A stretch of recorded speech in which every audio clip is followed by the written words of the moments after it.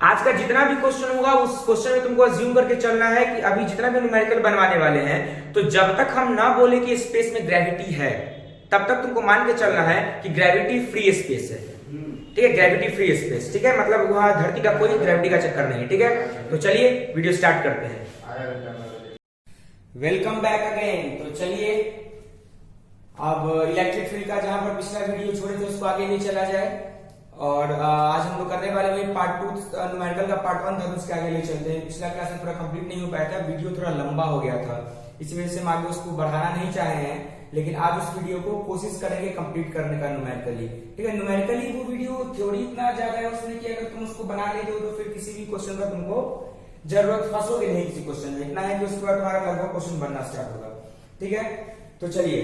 अच्छा, जैसा कि हम बोलते हैं तुम लोगों की हर क्लास में अगर कोई अच्छा क्वेश्चन आता है प्रीवियस वीडियो के रिगार्डिंग, तो पहले उस क्वेश्चन को डील करते हैं। तो इस पिछली वाले वीडियो में भी एक बहुत जबरदस्त क्वेश्चन आया। क्वेश्चन क्या था समझो। क्वेश्चन था कि सर आप पढ़ा रहे हैं चैप्टर इलेक्ट्रोस्टैटिक्स, और इलेक्ट्रोस्टैटिक्स का मतलब होता है कि चार्ज किसमें होगा, रेस्ट में होगा। लेकिन सर जब आप पिछले टॉपिक को जो बताए हैं तो उसमें आप एक टॉपिक पढ़ाए हैं motion of charge particle under electric field. तो सर ये क्या कॉन्ट्राडिक्शन है कि सर जब आप पढ़ा रहे हैं चैप्टर 1 इलेक्ट्रोस्टैट्स तो चार्ज तो रेस्ट में होना है, लेकिन पिछले वाले सिचुएशन में क्वेश्चन वगैरह देख रहे थे कि चार्ज पार्टिकल क्या हो रहा था, चल रहा था, कभी प्रोजेक्टाइल में चला, कभी किसी भी तरह चला, मतलब चार्ज पार्टिकल चला। तो ये क्या ऑक्सीमोरोनिक सिचुएशन है, ये क्या विरोधाभास है, ये क्या कॉन्ट्राडिक्शन है कि सर चार्ज को आप एक बार पढ़ा रहे हैं कि इस चैप्टर में हम चार्ज के रेस्ट के बारे में पढ़ेंगे, और फिर पिछले टॉपिक में आप पढ़ाए हैं मोशन ऑफ चार्ज पार्टिकल। तो ये दो ही बात है, या तो motion of charge particle electrostatics में नहीं आता है, और अगर इलेक्ट्रोस्टैटिक्स में नहीं आता है तो फिर आप इस चैप्टर में पढ़ाएंगे। अगर इलेक्ट्रोस्टैटिक्स में नहीं आता है तो फिर आप कूलम्ब्स का यूज क्यों किए, अगर इलेक्ट्रोस्टैटिक्स में नहीं आता है तो फिर आप इलेक्ट्रिक फील्ड का कंसेप्ट क्यों यूज किए। तो सोचो तो थोड़ा, बहुत अच्छा क्वेश्चन था, सोचो पॉज करके। ठीक है, चलो देखते हैं। हाँ सही बात है कि मोशन ऑफ चार्ज पार्टिकल बिल्कुल इलेक्ट्रोस्टैटिक्स के डोमेन में डायरेक्टली नहीं आता है, समझना। मतलब क्या है बात का, तो बात का मतलब ये है कि मान लो कि एक कोई क्यू चार्ज यहां पर है, एक स्मॉल क्यू चार्ज यहां पे, समझना ध्यान से। ये दोनों अभी रेस्ट में है, ये दोनों रेस्ट में है, ये भी रेस्ट में है और ये भी किसमें है, रेस्ट में। अगर दोनों का दोनों रेस्ट में है तो ये यहाँ कितना इलेक्ट्रिक फील्ड क्रिएट करेगा, चाहे ये यहाँ पर क्या फोर्स लगाएगा, ये सही बात है, रेस्ट में है, तो इलेक्ट्रोस्टैटिक्स के कंसेप्ट से निकल जाएगा कि ये दोनों रेस्ट में है, तो इलेक्ट्रोस्टैटिक्स का कंसेप्ट स्टार्ट होगा, लगेगा, सही होगा। लेकिन इलेक्ट्रोस्टैटिक्स का कंसेप्ट करता क्या है, तो ये इस पर ऑब्वियस सवाल है, क्या करेगा, फोर्स लगा देगा। तो तब तक जब तक कि ये इस पर फोर्स लगा के इसको रेस्ट में रखे हुए है तो डायरेक्टली इलेक्ट्रोस्टैटिक्स अप्लाइड है। लेकिन एक सिचुएशन ऐसा आएगा कि मान लो कि ये इस पर फोर्स लगाया और ये चल गया, तो जिस फोर्स के वजह से ये चला, समझना, जिस फोर्स की वजह से ये चला वो फोर्स इस पर कब लगना शुरू हुआ, जब ये किसमें था, रेस्ट में था, और ये फोर्स लगने के बाद ये क्या हो गया, मोशन में आ गया। तो जब ये मोशन में आ गया तब ये इलेक्ट्रोस्टैटिक्स के डोमेन से बाहर चला गया। लेकिन इलेक्ट्रोस्टैटिक्स के डोमेन से बाहर जाने से पहले ये रेस्ट में था, और जब ये रेस्ट में था तब इस पर फोर्स लगा, और तभी नहीं इलेक्ट्रोस्टैटिक्स के डोमेन से बाहर गया, मोशन में आ गया। तो हाँ सही बात है कि motion of charge particle directly electrostatics का कंसेप्ट नहीं है, लेकिन बिना इलेक्ट्रोस्टैटिक्स के भी वो नहीं है। क्यों, क्योंकि स्टार्ट किससे हुआ होगा, रेस्ट से हुआ होगा, और जब वो रेस्ट से स्टार्ट हुआ होगा तो किस वजह से स्टार्ट हुआ होगा, तो न्यूटन्स फर्स्ट लॉ फोर्स की वजह से स्टार्ट हुआ होगा। तो रेस्ट से स्टार्ट हुआ और फोर्स की वजह से स्टार्ट हुआ, तो रेस्ट में फोर्स किससे निकलेगा, इलेक्ट्रोस्टैटिक्स से।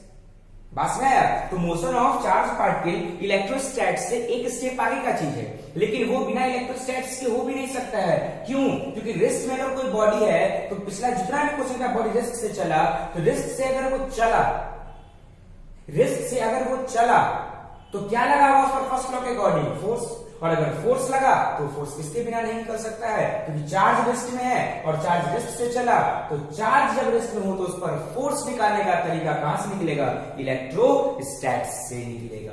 बात समझ में आ गया। तो ये बात सही है कि इलेक्ट्रोस्टैट्स के लिए डोमेन के डायरेक्टली बाहर का चीज है, लेकिन बिना इलेक्ट्रोस्टैट्स के लिए पॉसिबल नहीं है। समझ में आ गया होगा, कहीं कोई दिक्कत? चलिए एक दूसरा तरीका ये भी हो सकता है कि मान लो अब दूसरा तरीका से देखो, ये तरीका नंबर 1 है कि भाई रेस्ट से चला, फोर्स लगने की वजह से चला होगा, और वो फोर्स कहां से निकलेगा? इलेक्ट्रोस्टैट से। दूसरा तरीका कि भाई मान लो, अगर दूसरा तरीका से समझे, ये कैपिटल चार्ज है, ये स्मॉल चार्ज है, इस पर हल्का फोर्स लगा दिया, ये घसक गया 1 सेंटीमीटर या 0. कुछ मीटर, बहुत कम चला, यहां से चल ए से चल के मान लो बी पर आ गया, तो बी पर अगर आ गया तो डिस्टेंस इतना कम चला, मोशन इतना कम हुआ कि हम नेगलेक्ट भी कर सकते हैं, तभी डायरेक्टली इलेक्ट्रोस्टैट्स में आ जाएगा। तो इलेक्ट्रोस्टैट्स का कहानी यहाँ रहेगा। ये बहुत अच्छा क्वेश्चन था, और आगे बढ़ते हैं। चलिए ये लिपि का क्वेश्चन पूछी थी, अब आगे बढ़ते हैं। अब देखो ध्यान से,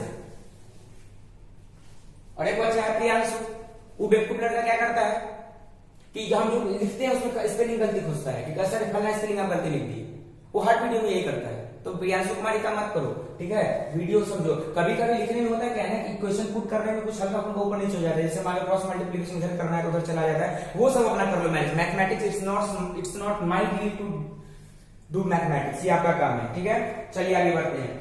अब यहां से बढ़ते हैं आगे और क्वेश्चन उठाते हैं फिर से जहां पर छोड़े थे, ठीक है। और आज का क्वेश्चन अच्छा होने वाला है, ठीक है। तो समझिएगा क्वेश्चन क्या है। तो प्रोजेक्टाइल पर अगला क्वेश्चन है जो आप लोग को दिख रहा होगा कि फाइंड द, सिंपल क्वेश्चन है, जो पिछला क्लास जहां पर छोड़े थे उसी को थोड़ा एक स्टेप आगे ले चलते हैं कि ये दो, मान समझो क्वेश्चन अभी छोड़ो वर्ड इसका, ये दो प्लेट है, ऊपर वाले पर पॉजिटिव चार्ज है, नीचे वाले पर नेगेटिव चार्ज है, तो इलेक्ट्रिक फील्ड कैसे होगा? पॉजिटिव से नेगेटिव, ठीक है। इलेक्ट्रिक फील्ड का वैल्यू क्वेश्चन में ई दे दिया गया है, सोचने का जरूरत नहीं है। अब कहा गया है कि चार्ज जिसका कि मैग्नीट्यूड क्यू है, ये भी दे दिया गया क्वेश्चन में कि चार्ज का मैग्नीट्यूड कितना है? क्यू है। ये किसी भी यू स्पीड से गया, कब? जब ये इस पूरे हॉरिजॉन्टल डिस्टेंस का आधा, ये पूरा कितना है? ए है, तो ये आधा कितना है? ये वाला डिस्टेंस a/2, ठीक है। ये पूरा आधा कितना है? a/2 हाइट ऊपर से घुसा। अब सवाल में दिया गया, क्वेश्चन में दिया गया है कि बताइए इस u का मिनिमम वैल्यू। सवाल में देखो क्या है, इस u का मिनिमम वैल्यू क्या हो कि ये निकल जाए प्लेट से। बस में इस u का मिनिमम वैल्यू क्या हो कि ये चार्ज पार्टिकल ये किस स्पीड से जाए कि ये बीच में टपक के गिर जाए, ये पूरा क्रॉस कर जाए इसको।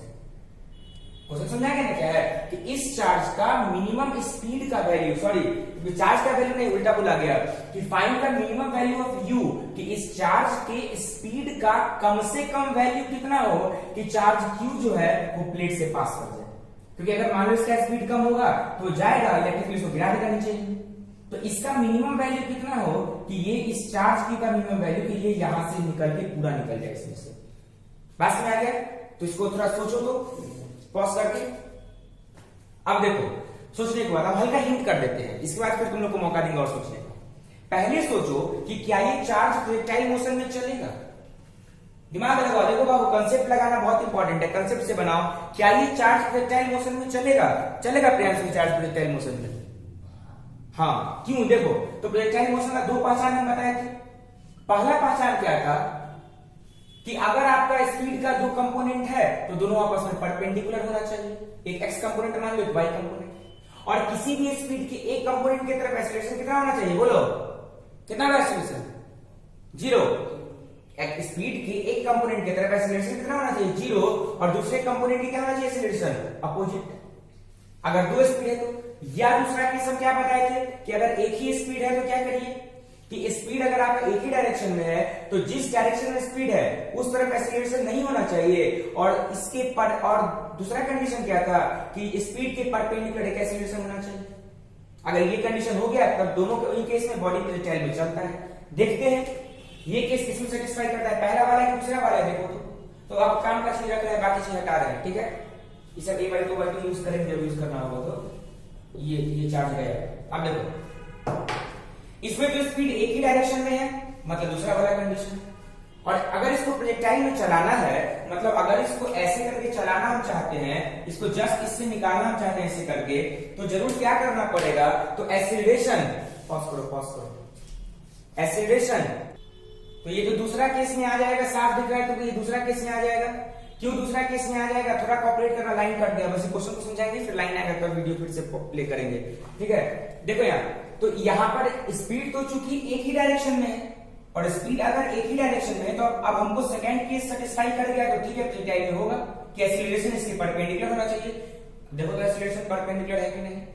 इलेक्ट्रिक फील्ड नीचे है और अगर इलेक्ट्रिक फील्ड नीचे तो इलेक्ट्रिक फील्ड का फॉर्मूला क्या होता है बोलो तो, पिछले चैप्टर में देख लिया, डायरेक्ट देखो ऐसे, इलेक्ट्रिक फील्ड नीचे, तो इलेक्ट्रिक फील्ड अगर नीचे है तो इलेक्ट्रिक फील्ड क्या करेगा, फोर्स लगाएगा, फोर्स भी नीचे, फोर्स लगता है तो बॉडी क्या हो जाता है, एक्सीलरेट हो जाता है, मतलब एक्सीलरेशन भी क्या हो जाएगा तुम्हारा नीचे।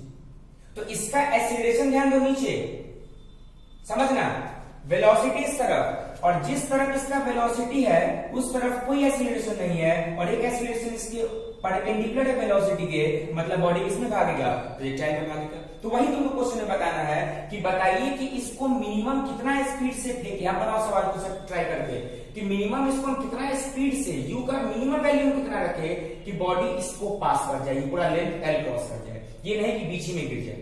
तो ट्राई करो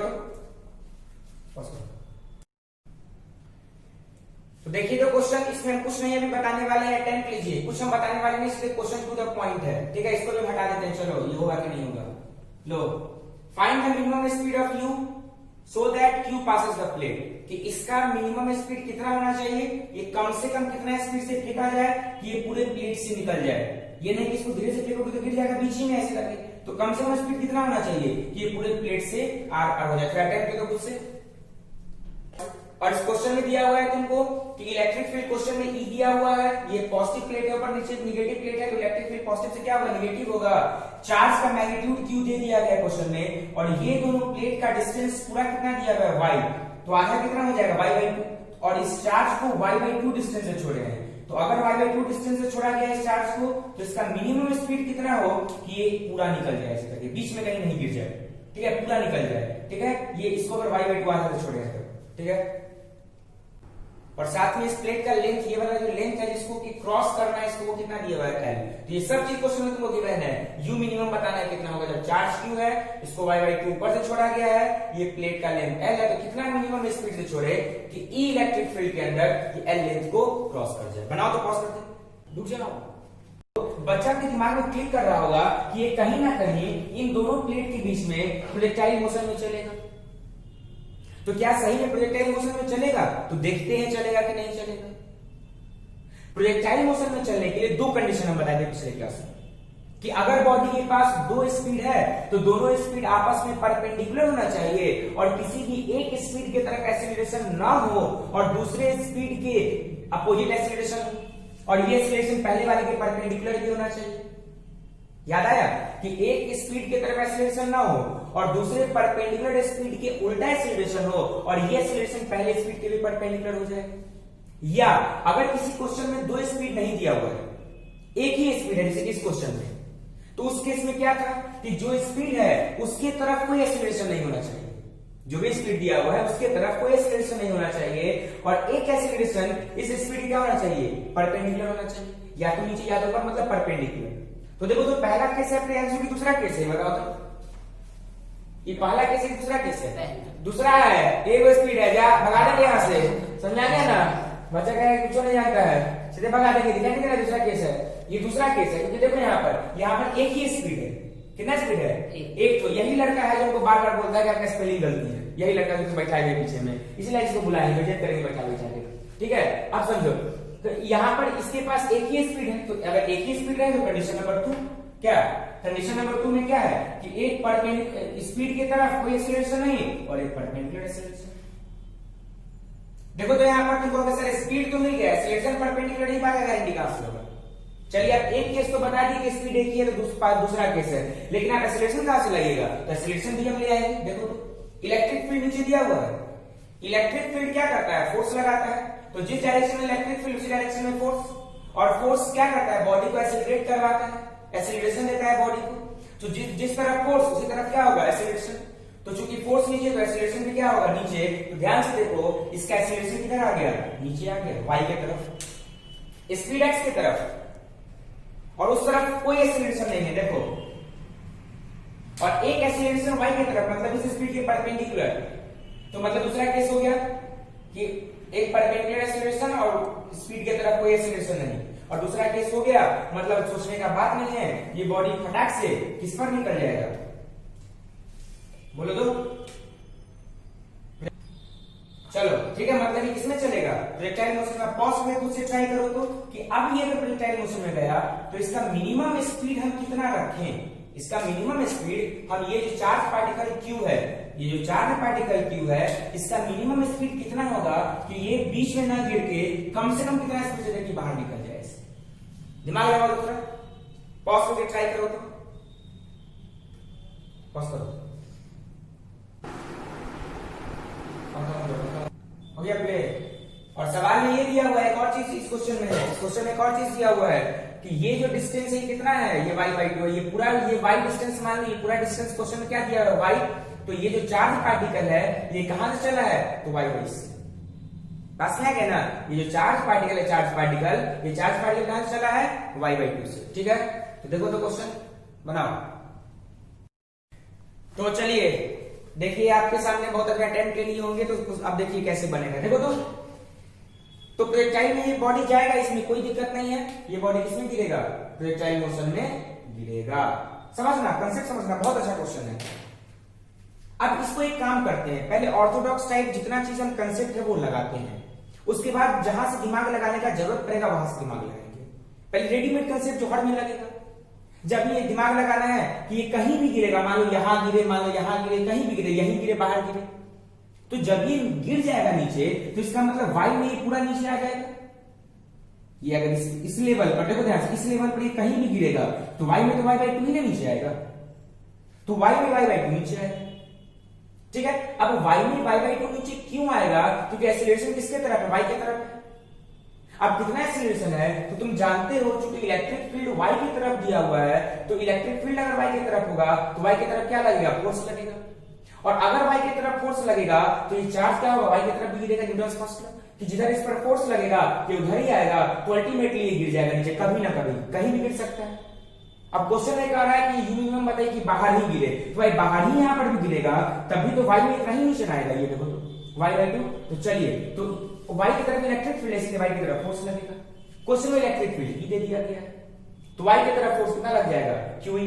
अब फोर्स का मतलब क्या होता है, मास इनटू एक्सीलरेशन। चूंकि फोर्स y की तरफ है तो ये क्वेश्चन में एक्सीलरेशन भी y की तरफ होगा, तो एक्सीलरेशन कितना निकल जाएगा, QE/A। ये सॉल्व हो गया मेरा, ये कहानी खत्म, इतना हो गया।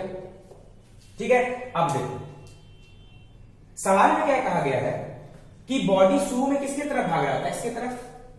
x की तरफ बॉडी भाग रहा था, मतलब क्या कि y की तरफ नहीं भाग रहा था बॉडी, तो y की तरफ कोई स्पीड इसका नहीं था।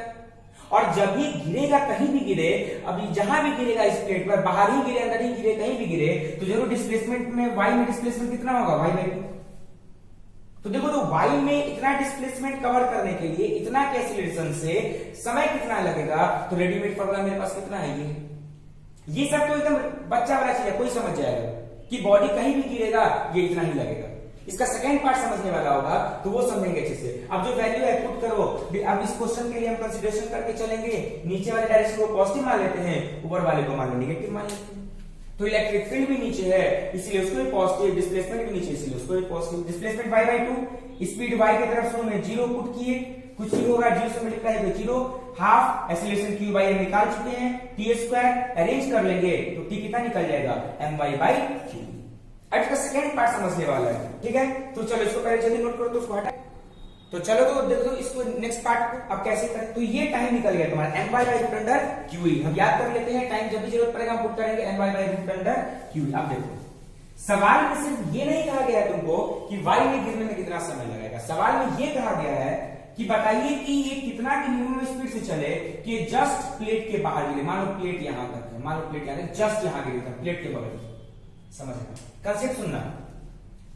अगर ये चाहता है, समझना, कि ये जस्ट y के इसके प्लेट के बाहर गिरे, सुनना, तो जितना देर में ये डिस्टेंस y/2 कवर करेगा इधर हॉरिजॉन्टल सॉरी वर्टिकल डायरेक्शन में, उतना ही देर में इसको ये डिस्टेंस l कवर करना पड़ेगा।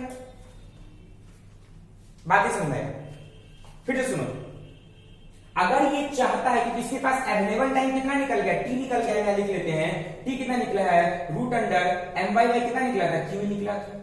मतलब इसको तो इस इलेक्ट्रिक फील्ड के अंदर इतना ही टाइम मिलेगा, क्योंकि इतना टाइम के बाद ये धरती पकड़ लेगा। तो अगर ये इतना टाइम के बाद धरती पकड़ेगा तो जरूर इसको इतना ही टाइम में ना ये डिस्टेंस कवर करना पड़ेगा, क्योंकि अगर ये इतना टाइम में ये डिस्टेंस कवर नहीं किया, क्या अवेलेबल टाइम इसके पास इतना ही है, इतना ही देर में ये नीचे गिर जाएगा, ये y/2 चल जाएगा, ये नीचे आ जाएगा, इस लेवल पर आ जाएगा। तो अगर इसके पास यहां से यहां गिरने में अवेलेबल टाइम जो भी निकाले थे ये निकल गया, तो इतना ही देर में इसको ये डिस्टेंस भी कवर करना पड़ेगा, क्योंकि अगर इतना देर में ये डिस्टेंस ही नहीं कवर कर पाया, मान लो इसका इतना ही कर पाया, तो यही गिर जाएगा, फिर प्लेट के बाहर नहीं जा पाएगा ये चार्ज। तो इतना ही देर में इसको पूरा L डिस्टेंस कवर करना पड़ेगा, कम से कम L या L से थोड़ा ज्यादा। बात में आ गया, उतना ही देर में ये डिस्टेंस कवर करना पड़ेगा इसको, इतना देर में। तो बताओ x के लिए इसके पास स्पीड तुमको निकालना है, टाइम दिया हुआ है तुमको कितना, √my/q, क्योंकि इतना ही देर में इसको ये डिस्टेंस कवर करना है। और अगर ये बाहर निकलना चाहता है तो डिस्प्लेसमेंट कितना अवेलेबल है इसके पास x में, L पूरा चल जाना पड़ेगा, या डिस्प्लेसमेंट मान लो L से थोड़ा सा ज्यादा, एकदम थोड़ा सा, एकदम हल्का सा ज्यादा, थोड़ा भी ज्यादा हो जाएगा। ये देखो हल्का भी यहां पे गिरेगा तो काम बन जाएगा तुम्हारा, ठीक है। तो आप चलो दिमाग लगाते हैं, तो डिस्प्लेसमेंट L से थोड़ा ज्यादा होना चाहिए, कहीं कोई दिक्कत। आप देखो तो डिस्प्लेसमेंट का, या अगर तुमका L भी डिस्प्लेसमेंट हो गया तो एकदम कोना पर गिरेगा, पहले हम निकाले L ही डिस्प्लेसमेंट अगर है उसका ग्रेटर देन कर देंगे उसको, ठीक है। समझना हम क्या बोल रहे हैं, डिस्प्लेसमेंट मान लो एकदम कोना पर गिरने के लिए क्या होगा, ठीक है। देखो तो अगर कोना पर गिर रहा है इतना टाइम में, तो तुम जानते हो कि स्पीड का मतलब क्या होता है, स्पीड का मतलब क्या होता है, डिस्टेंस बाय टाइम। स्पीड का मतलब क्या होता है, डिस्टेंस बाय टाइम, ठीक है। तो देखो तो डिस्टेंस कितना निकल गया, ux is equal to distance कितना निकल गया, गौर से देखो डिस्टेंस निकल गया तुम्हारा L दिया हुआ, डिस्टेंस L दिया हुआ, टाइम कितना निकल गया है, √my कितना निकल गया है, qe, ठीक है। √my कितना निकल गया है, qe। चलो तो कितना हो जाएगा, ux कितना निकल गया, q √q पर चला गया, 12 √q कितना हो जाएगा, my, ठीक है। वीडियो चल रहा है कि बंद है, चल रहा है, चल हाँ समझ यहाँ पर, देखते गरम नहीं हो जाएगा मोबाइल ज्यादा, ठीक है। तो ये कितना निकलेगा, ux इक्वल टू L/, कितना निकलेगा, इतना निकल के। अब देखो तो समझो, अब कुछ नहीं करना है, अगर इतना स्पीड होगा तो बॉडी इतना टाइम में यहां गिर गया जस्ट इस पर, तो स्पीड हल्का सा भी अगर इससे ज्यादा हो गया, समझो अगर स्पीड इतना होगा तो ये L पर गिर रहा है, तो जरूर स्पीड अगर जो होगा वो इससे बड़ा हो जाए, मतलब L/QE/my से थोड़ा सा बड़ा हो जाएगा, तो बॉडी जस्ट इसके आगे गिर जाएगा। बात समझ आ गया क्या बोले,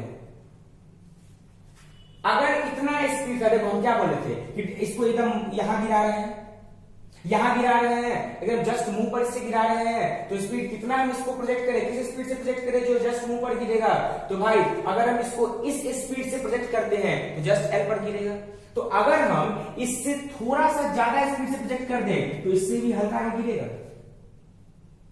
बात में आ गया कि इस स्पीड से बॉडी जस्ट यहां पर गिरेगा, तो इससे हल्का सा ज्यादा स्पीड से, इससे हल्का सा भी अगर ज्यादा स्पीड कर देंगे, हल्का सा भी स्पीड बढ़ जाएगा मेरा, तो क्या हो जाएगा, इससे बाहर गिर जाएगा बॉडी।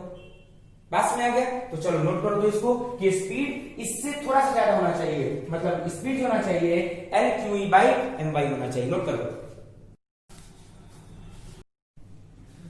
लगता है हाँ हो गया, चलो लगा। अगला क्वेश्चन क्या है, सेम पिछले कंसेप्ट पढ़िए, अगला क्वेश्चन है, लेकिन बशर्ते पिछले और इस क्वेश्चन में क्या अंतर है कि पिछले में स्पीड एक ही तरफ था, इसमें तिरछा तिरछी फेंका गया, ठीक है। किसी भी चार्ज को, जिसका भी क्वेश्चन में मैग्नीट्यूड Q दिया हुआ है और मास m दिया हुआ है, चार्ज बॉडी का पर चार्ज Q और मास m है, इसको हॉरिजॉन्टल प्लेट के साथ 30 डिग्री पर ऐसे फेंका गया, ठीक है। तो बताना है कि अगर यहां पर इलेक्ट्रिक फील्ड E है, क्योंकि पॉजिटिव सर्कल के नेगेटिव में जाता है इलेक्ट्रिक फील्ड, और ये डिस्टेंस मान लो y दे दिया गया, ये डिस्टेंस कितना दिया गया पूरा y, ये डिस्टेंस y है, तो ये इस u का मिनिमम स्पीड कितना हो, या इस u का वैल्यू कितना हो कि बॉडी क्या कर जाए, ये हमारे इसको जाए, मतलब ये पूरा y में चला जाए। ये नहीं हो कि ऐसे करके ये गया टपक गया, इसकी नहीं, ये पूरा यहाँ, ये पूरा डिस्टेंस इसको क्रॉस करके निकलना चाहिए, ये तिरछा तिरछी और इसको मारे प्लेट को। क्वेश्चन बाबू जितना सिंपल लग रहा था सिंपल है नहीं। क्वेश्चन क्या कह रहा है सुन लो, इस u का वैल्यू क्या होना चाहिए कि ये क्या करे कि एकदम पूरा ये डिस्टेंस ऐसे करके जाए और ये इसको यहाँ पर टच करे, मतलब ये पूरा y डिस्टेंस इसका मैक्सिमम हाइट y हो जाए। कि what is the value of u such that maximum height attend by the charge particle will be कितना, ये y कि find u such that body touches upper plate, body upper plate को touch करे। तो बनाओ दो क्वेश्चन, तो attempt करो दोस्तों, लेकिन समझना पहले अगर पाथ ट्रेस कर लोगे इसका तो मजा आ जाएगा। और पाथ ट्रेस रट के मत करना, जो कंसेप्ट बोले वो कंसेप्ट लगा के करना। बड़ा जबरदस्त क्वेश्चन है, ठीक है, पॉज करके ट्राई करिए। तो अब देखो तो सबसे पहले कि ये क्या कहते हैं, ये प्रोजेक्टाइल मोशन में जाएगा सबसे पहला क्वेश्चन। तो प्रोजेक्टाइल, अरे माइक लगा हुआ है ठीक से, ठीक है, दिख रहा है?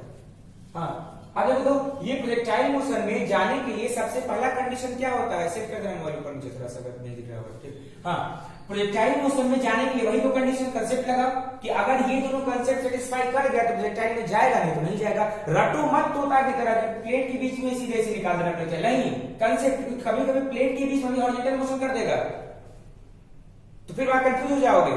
आईआईटी या जेईई मेंस में जब क्वेश्चन आता है, चाहे बोर्ड का चाहे क्वेश्चन, तो वो रटा रटाया मेथड पर नहीं आएगा, वो नया सोचने पर आएगा। और नया तब सोच पाओगे जब कंसेप्ट होगा। तो लगाओ तो कंसेप्ट थोड़ा, क्या ये प्रोजेक्टाइल में जाएगा?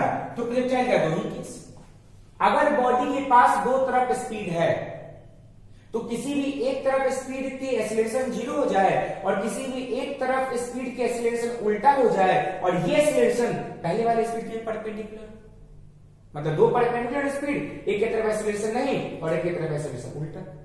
या दूसरा कंडीशन, अगर बॉडी के पास एक ही स्पीड है तो जिस तरफ स्पीड है उस तरफ कोई एक्सीलरेशन नहीं हो और एक एक्सीलरेशन इसके परपेंडिकुलर। तो बताओ तो ये केस पहला है कि दूसरा है? तो अभी से बात है पहला केस है। क्यों? क्योंकि मान लो अगर इसको तुम तिरछा तिरछी फेंके हो ऐसे करके, ये u से फेंके हो तो एक इसका x कंपोनेंट होगा, एक इसका असर x पर पड़ेगा और एक y पर पड़ेगा। क्योंकि अगर ये चीज ऐसे जा रहा है, समझो ये चीज ऐसे जा रहा है ऐसे, तो ये अगर ऐसे जा रहा है मतलब ये x में भी कुछ जा रहा है। मेरा समझो, मेरा देखो इस यहाँ पर हम मूव कर रहे हैं, हम ऐसे मूव किए, तो अगर हम ऐसे मूव किए मतलब हम x में भी मूव किए और हम y में भी मूव किए, तिरछा अगर हम x में भी और y में भी मूव किए, मतलब मेरा x की तरफ भी है, y की तरफ भी है।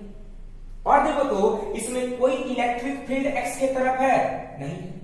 इलेक्ट्रिक फील्ड का काम क्या होता है? देखो गौर से, इलेक्ट्रिक फील्ड का काम क्या होता है? फोर्स लगाना। मतलब जिस तरफ इलेक्ट्रिक फील्ड उसी तरफ फोर्स, और जिस तरफ फोर्स लगेगा उसी तरफ एक्सीलरेशन होगा। एक्स की तरफ कोई इलेक्ट्रिक फील्ड है नहीं, जब कोई इलेक्ट्रिक फील्ड ही नहीं होगा तो कोई फोर्स नहीं होगा और कोई एक्सीलरेशन भी नहीं होगा। अब देखो इलेक्ट्रिक फील्ड किधर है? वाई की तरफ। अगर वाई की तरफ इलेक्ट्रिक फील्ड है तो फोर्स भी किसकी तरफ होगा? वाई की तरफ, और एक्सीलरेशन भी किसकी तरफ होगा? वाई की तरफ। और किधर है? देखो तो इलेक्ट्रिक फील्ड नीचे है क्योंकि प्लस से माइनस, पॉजिटिव से नेगेटिव, तो फोर्स भी नीचे और एक्सीलरेशन भी किधर होगा? नीचे। देखो तो एक्सीलरेशन किधर हो गया? नीचे। क्या ये एक्सीलरेशन एक वेलोसिटी के कंपोनेंट की उल्टा है? इस वेलोसिटी का जो u से फेंके हैं, इसका ये जो है परपेंडिकुलर कंपोनेंट, इसके उल्टा एक्सीलरेशन है, और ये एक्सीलरेशन जो है इस वेलोसिटी के भी परपेंडिकुलर है, और जिस एक जो हॉरिजॉन्टल स्पीड है उस तरफ कोई एक्सीलरेशन नहीं है। मतलब प्रोजेक्टाइल मोशन का केस बन गया कि दो परपेंडिकुलर स्पीड होना चाहिए। देखो मिलाओ, दो परपेंडिकुलर स्पीड होना चाहिए है, एक तरफ एक्सीलरेशन नहीं होना चाहिए नहीं है, और एक एक्सीलरेशन किसी एक वेलोसिटी के उल्टा होना चाहिए है। मतलब ये इस पहले केस को सेटिस्फाई किया, मतलब ये फटाक से कहां जाएगा? प्रोजेक्टाइल मोशन में जाएगा। ऐसे कर दिया, ठीक है, ये ऐसे करके जाएगा। ठीक है, समझा ध्यान से। उतना अच्छा से नहीं बन पाया डायग्राम, अगर परफेक्ट अगर इसको बनाते हैं तो लो इसको एकदम अच्छा से दिखेगा।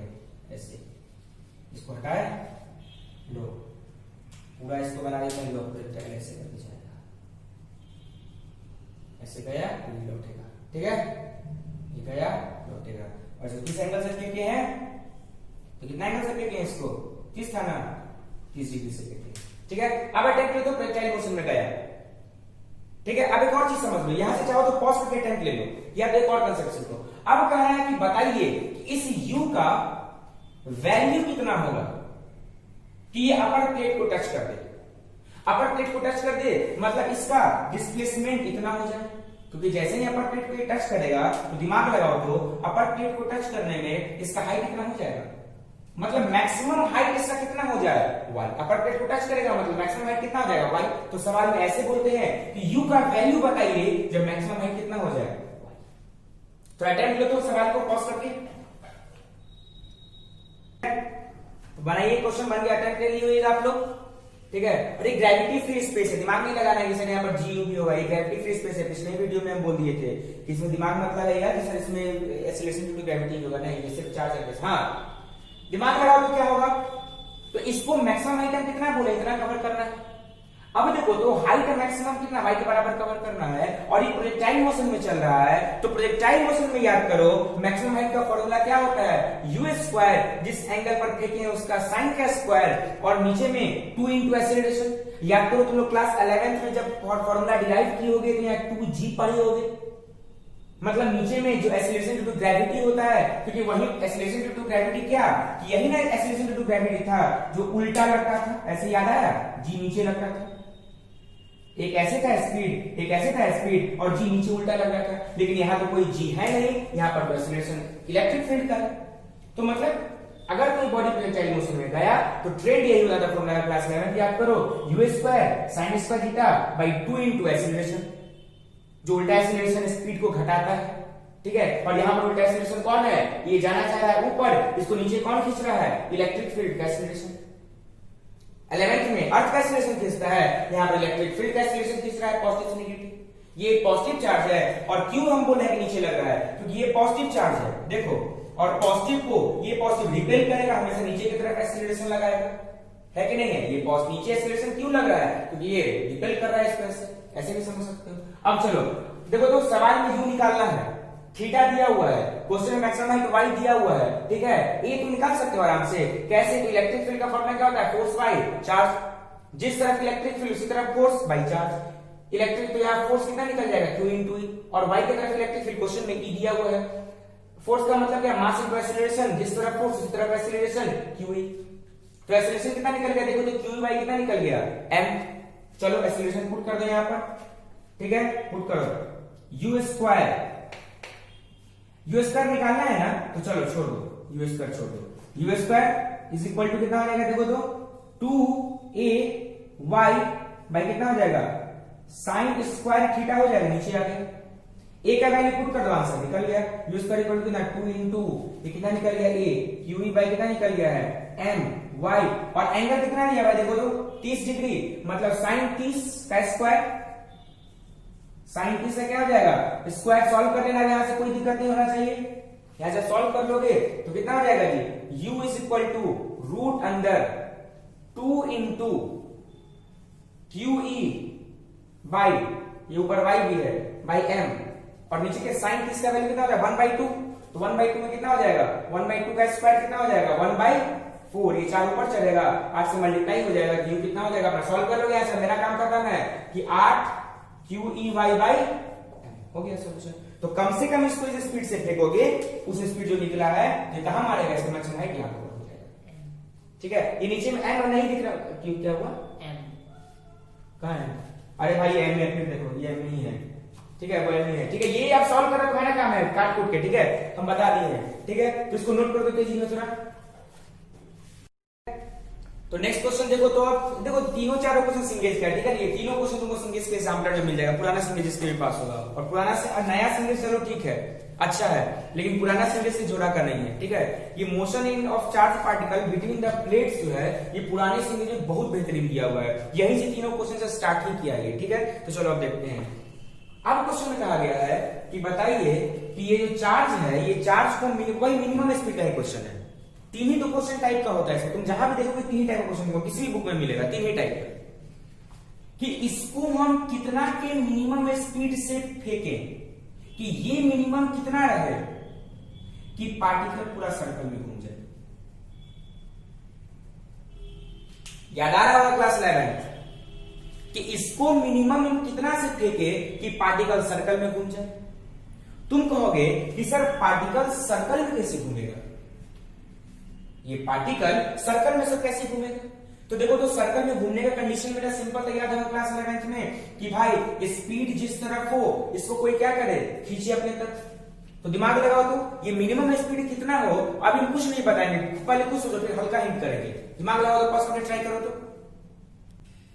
तो चलो पहले जो क्वेश्चन है उसको बनाते हैं, क्योंकि इस क्वेश्चन को गौर से सोचोगे तो फंस जाओगे। इस क्वेश्चन में सिंगेज का बाबू क्वेश्चन है तो इतना आसानी से नहीं बनेगा। पहले जो दिया हुआ क्वेश्चन उसको बनाते हैं सिर्फ थ्योरी लगा के, उसके बाद क्वेश्चन सोचेंगे क्या है, कैसे हो गया, वो कैसे हो गया, ठीक है। तो पहले देखो तो एकदम डायरेक्ट थ्योरी क्लास लगा के पढ़े होगे कि किसी भी हॉरिजॉन्टल प्लेटफॉर्म से या हॉरिजॉन्टल लेवल से अगर तुम बॉडी को कंप्लीट सर्कल में घुमाना चाहते हो तो फॉर्मूला क्या होता है बताओ तो, याद करो तो रूट अंडर 5, यहां पर इस पॉइंट पर वेलोसिटी कितना होना चाहिए, रूट अंडर 5gr। याद आया? तो दिमाग लगाओ तो इस सर्कल पर, इस पर घुमाना है, इस सर्कल पर घुमाने के लिए मान इसका रेडियस क्वेश्चन में आप दे दिए, ठीक है। तो दिमाग लगाओ तो क्या होगा, इस पॉइंट पर मिनिमम कितना होना चाहिए u, कि ये कंप्लीट घूम जाए सर्कल पर। तो कंडीशन तुमको याद होगा, रूट अंडर 5gr कब, जब अर्थ होता था, या जनरल केस में क्या पढ़ते, रूट अंडर 5ar, ठीक है। अब थोड़ा इस पर दिमाग लगाओ तो पॉसिबल ट्राई करो तो सवाल में ये भी दिया हुआ है तुम्हारा कि ये चार्ज पार्टिकल जो है इसका मास m है और चार्ज का वैल्यू कितना है, q है, ठीक है। चार्ज का मास m है और वैल्यू कितना है, q है, ठीक है। और ये ग्रेविटी फ्री स्पेस है, स्पेस ग्रेविटी फ्री है। चलिए अटेम्प्ट कीजिए। तो चलो अटेम्प्ट ले लिए होगे तुम लोग। अटेम्प्ट लेने के बाद सॉल्यूशन तो एकदम सिंपल है। क्या होता है जी, मिनिमम अब तुरंत बताए हैं कि हॉरिजॉन्टल लेवल पर मिनिमम स्पीड कितना मिलेगा जो ये पूरा घूम जाएगा। तो हॉरिजॉन्टल लेवल पर मिनिमम स्पीड कितना मिलना चाहिए, रूट अंडर 5 इंटू एक्सीलरेशन, इसके परपेंडिकुलर। क्लास 11 याद करो, जिसको नहीं भी पता है वो समझो कि जिस तरफ बॉडी सर्कल में घूमना चाहता है उसके परपेंडिकुलर एक्सीलरेशन अगर a है और ये होना तय है, अगर ये परपेंडिकुलर नहीं होगा तो नहीं घूमेगा। क्लास 11 में g होता था परपेंडिकुलर, याद है। और यहाँ पर परपेंडिकुलर एक्सीलरेशन कौन होगा, पॉजिटिव इलेक्ट्रिक फील्ड। ये नेगेटिव है तो पॉजिटिव से नेगेटिव इलेक्ट्रिक फील्ड होगा, तो फोर्स भी पॉजिटिव से नेगेटिव लगेगा। और अगर फोर्स पॉजिटिव से नेगेटिव लगेगा मतलब y की तरफ लगेगा, अगर फोर्स ही तुम्हारा ये देखो y की तरफ लगेगा तो एक्सीलरेशन किसकी तरफ होगा, y की तरफ।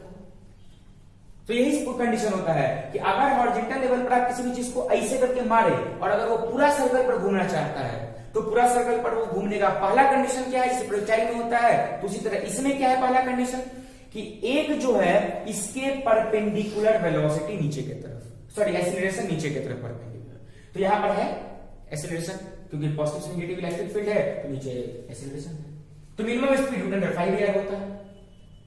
5 नंबर आता है तो ए निकालोगे आराम से, क्योंकि इलेक्ट्रिक फील्ड y की तरफ है तो फोर्स भी किसकी तरफ लगेगा, y की तरफ।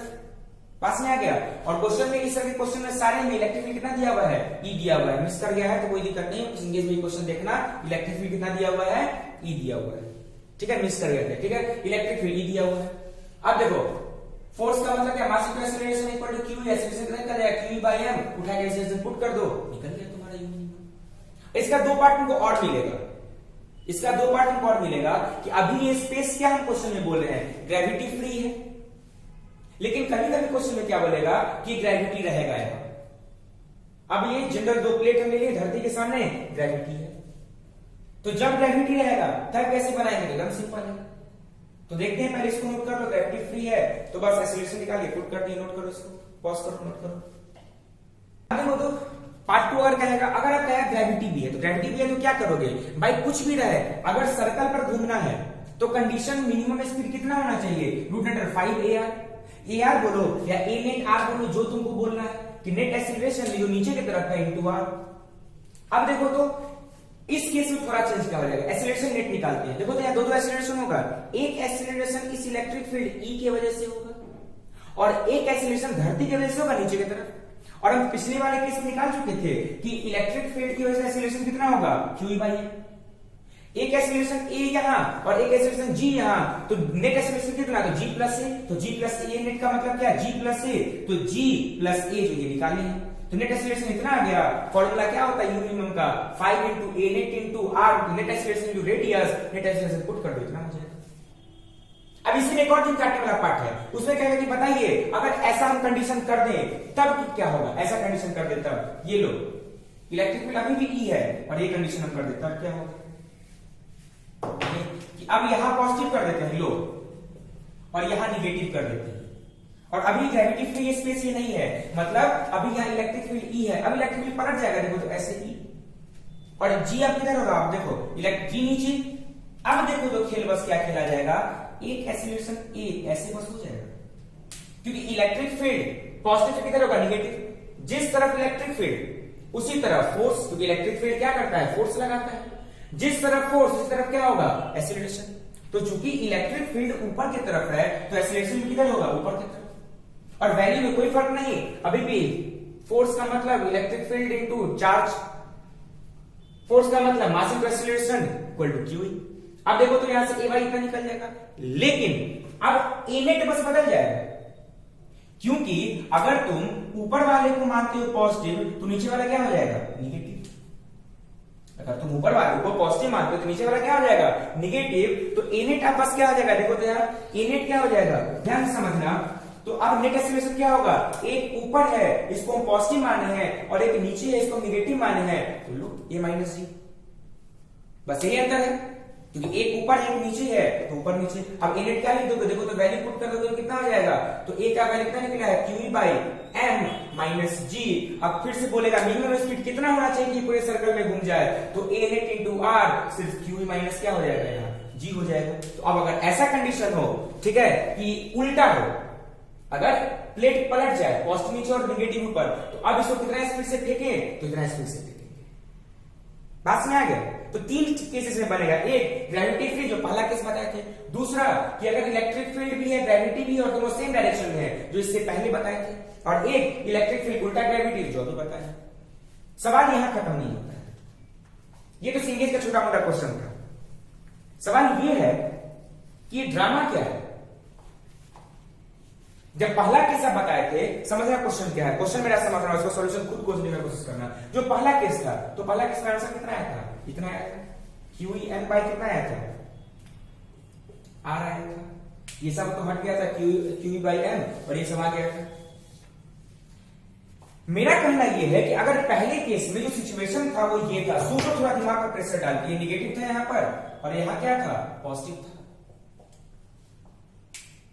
जी भी कुछ नहीं था, और एक्सीलरेशन किधर था, नीचे की तरफ कर्व बना दिया। तो इस सर्कल पर कैसे घूमेगा, सर्कल पर कैसे घूम जाएगा, क्योंकि सर्कल पर घूमने के लिए सेंट्रीफ्यूगल फोर्स का जरूरत पड़ता है। ये सवाल बना लेना बार बार बोलना इंपॉर्टेंट नहीं है, इसीलिए ये सवाल को हम तेजी में निकाल रहे हैं। इंपॉर्टेंट ये है कि सिंगेज में सवाल दिया, बच्चा बनाया छोड़ा, लेकिन उसके आगे सोचा नहीं कि ठीक है सर ये ऐसे घूम जाएगा, लेकिन सर इसको ऐसे घूमेगा तो घुमाने के लिए कोई ना कोई सेंट्रीफ्यूगल फोर्स तो होना चाहिए ना सर। तो यहां तो कोई सेंट्रीफ्यूगल फोर्स देते नहीं दिख रहा है, क्योंकि जी हमको एक्सीलरेशन जो है ए वो नीचे दिख रहा है, कहां कोई सेंटर की तरफ एक्सीलरेशन लगे, तो कैसे आप कहते हैं घूमेगा। तो बाबू ये कंडीशन तभी होगा, इसको याद रखना, कि बिना सेंट्रीफ्यूगल फोर्स के नहीं घूम जाएगा। ये एक्सीलरेशन तो नीचे लग रहा है तो प्लेटफॉर्म में जाना चाहिए, लेकिन फिर भी ये ऐसे घूम रहा है, क्यों, क्योंकि ये तभी कंडीशन होगा जब यहां पर एक हैवीली निगेटिव चार्ज होगा। ये सिंगेज में नहीं दिया चीज, लेकिन ये प्रैक्टिकल हम तुमको बता देंगे। बहुत हैवी निगेटिव चार्ज होगा यहां पर रखा हुआ, तो ये क्या करेगा, जाते हुए चार्ज को अपने तरफ खींच लेगा, बस में आ गया, और खींचेगा घुमा देगा। बस में आया ना, कैसे जाएगा, ये जाना चाहेगा उसी निगेटिव चक से खींच लेगा इसके ऊपर, और सेंट्रीफ्यूगल बन के क्या करेगा, घुमा के छोड़ देगा।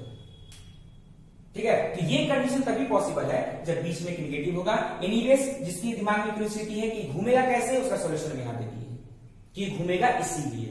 ठीक है, सवाल में उतना नहीं दिया है कि उसको बस आंसर से मतलब है, इसलिए आंसर निकालना है। ठीक है, तो समझ लो तीनों केस, इसको अच्छे से केस 1 केस 2 केस 3 करके नोट कर लोगे। ठीक है, ठीक है, इसको लिख भी लेना कि इन दिस केस, ऐसे करके लिख लेना, in this case there must be some negative charge that provides centrifugal acceleration. ठीक है, चलो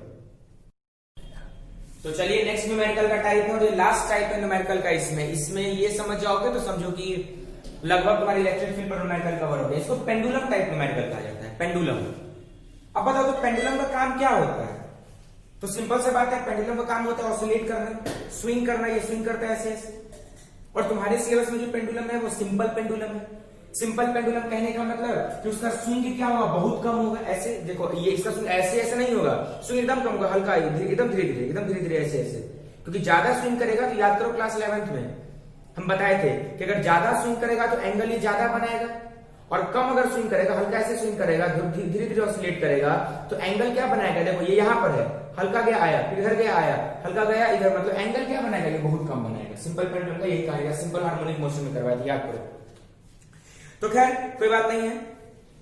अब एक क्वेश्चन क्या है, तो अच्छा एक और बात कि पेंडुलम वाले न्यूमेरिकल में बेसिकली तुमको बोलता है टाइम पीरियड निकालने या ओमेगा निकालने, याद है ना, ओमेगा एंगुलर फ्रीक्वेंसी ओमेगा, ये निकालने बोलेगा। तो कंसेप्ट समझ जाओगे तो कोई दिक्कत नहीं होगा। जैसे याद करो, हम रिवाइज करवा दे, टाइम पीरियड का फॉर्मूला क्या होता है जी, सिंपल पेंडुलम का, तो 2 pi under root length of pendulum L जो भी है, और एक्सीलरेशन जो भी इस पेंडुलम को एक्सीलरेशन मिल रहा है नीचे की तरफ, क्योंकि इधर इस डायरेक्शन में स्विंग करने के लिए, ऐसे ऐसे स्विंग करने के लिए इसके पास एक्सीलरेशन का होना चाहिए नीचे।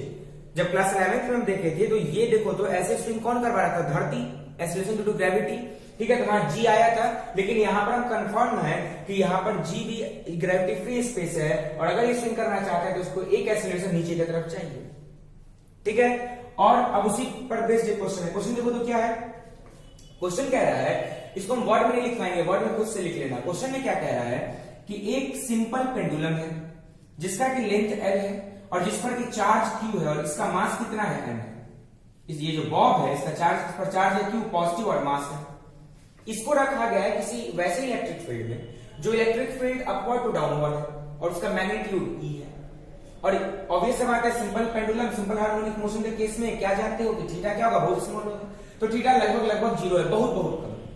तो तुमको बताना है कि इस केस में इसका ऑसिलेशन का टाइम पीरियड क्या होगा पहला, या उसे भी पहले बताओ कि इसका एंगुलर फ्रीक्वेंसी क्या होगा, और दूसरा बताओ कि इसका टाइम पीरियड क्या होगा। कहने का मतलब इसका एंगुलर ये किस फ्रीक्वेंसी से ऑसिलेट करेगा, इसके ऑसिलेट करने का फ्रीक्वेंसी क्या होगा पहले, और दूसरा कि इसका टाइम पीरियड क्या होगा, मतलब एक बार ऑसिलेट करने में कितना देर का समय लगाएगा। थोड़ा पॉज करके खुद से थोड़ा कंसेप्ट ट्राई करो तो इसको।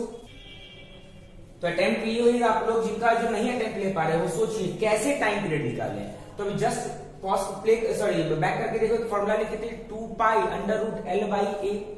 अगर किसी भी तरह से इसके एक्सीलरेट करने का रेट निकाल लिया जाए या एक्सीलरेशन इस तरफ निकाल लिया जाए तो काम बन जाएगा।